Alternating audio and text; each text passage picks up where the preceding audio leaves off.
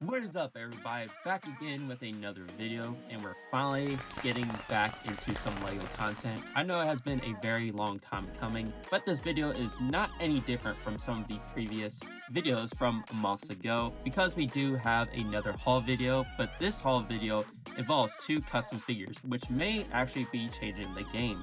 So let's get right into it. As you know, custom figures can run for quite a decent amount of money.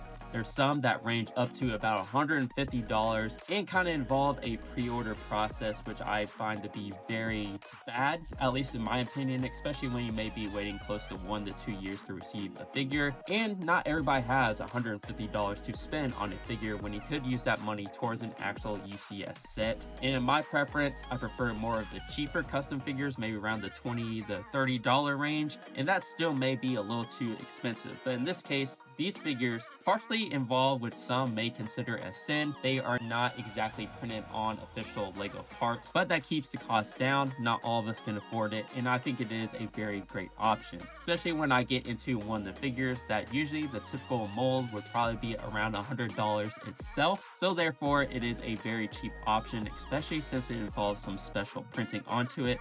And the other one kind of involves a typical LEGO figure that does run quite a decent amount of money. So therefore, also the mold is a lot cheaper in this case. Anyways, let's see what these figures are.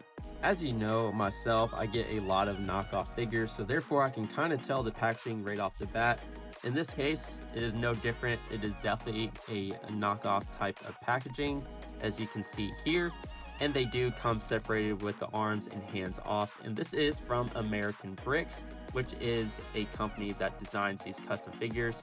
This case though, it was about $5 or $6 for this figure, which could you go to AliExpress? No, you actually cannot, because this one is not on there. And it is specifically from AmericanBricks, and they're the ones that created it. So let's get right into building this figure.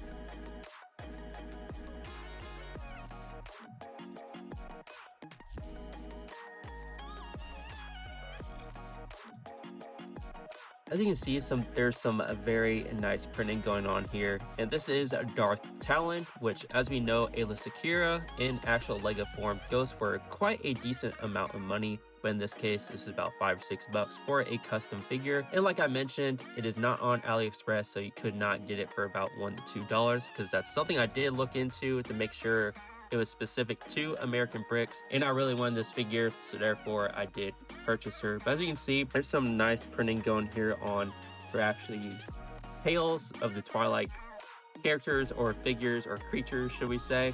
And then there's some more detail going on with her back.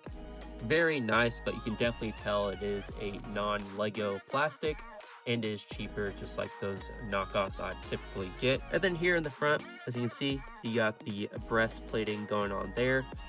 Sorry for the kids who may be watching and listening. And then here is some more print detail going on with the actual legs. And then you have side printing going on for the legs as well. Also up on the upper torso, you have side printing there as well. And then as you can see, her eyes, just like some typical LEGO figures now, do not have pupils, but it kind of makes sense because it is a Sith character, so therefore I think it makes sense. It is not like a human character, so therefore not having pupils makes sense in general. And then you just got more printing there for her face, got the face tattoo. And I've always compared Darth Talon, honestly, to me like a mixture of Maul than honestly Ayla Secura, because that seems to be what she's like with the Sith printed tattoos. And then there's more printing here on the actual top of her head, which looks very nice. And is it worth $5 or $6? That's up to you to decide. For me personally, I think it makes sense, and I do like it since you cannot get it elsewhere and there's no other current options available. And then when it gets to the actual lightsaber blade, I don't know if it's official LEGO.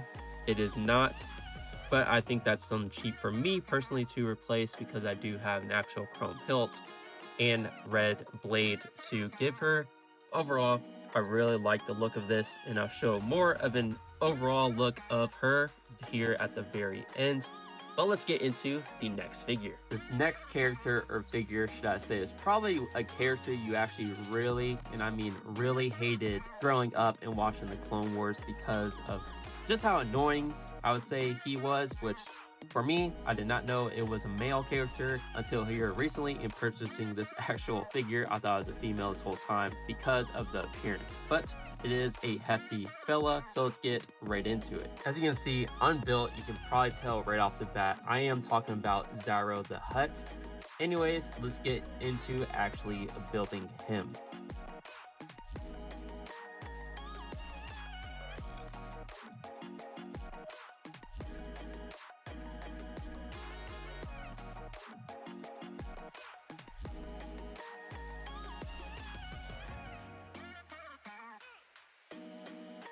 So you can see here it is all built together, or he is, should I say. This is actually my first, I guess you can say, official or really Jabba mold figure actually put together.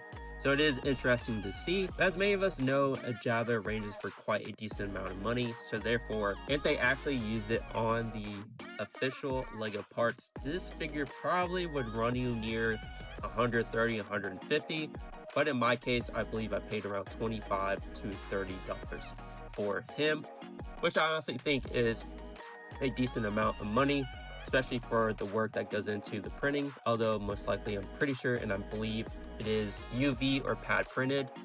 I personally don't know the difference or a way to tell, but in this case, it is very nice, especially with all the detail here going throughout the tail, which is accurate to Zyro.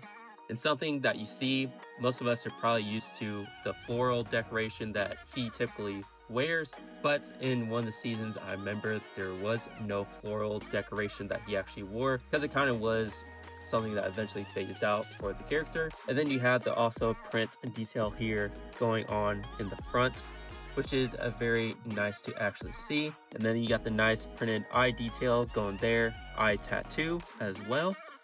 Little printing going up here at the top, and just more of the actual tattoo going on throughout the arms and side of the actual body.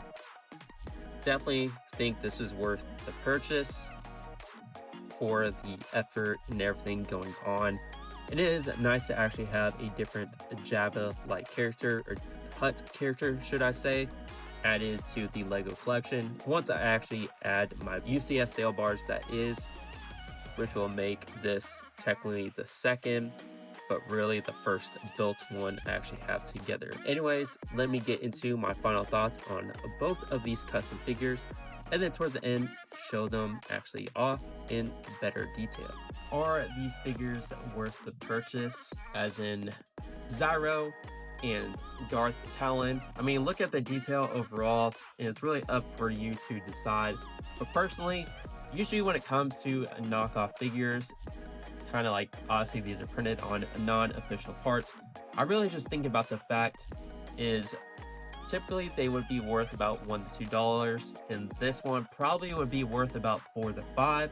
So it's really up to you, but considering that AliExpress, which is usually where I go to for the knockoff figures, does not currently have Zyro or a Darth Talon, I would say in this case it is worth it. I don't think this one will ever be made or put on there by someone else.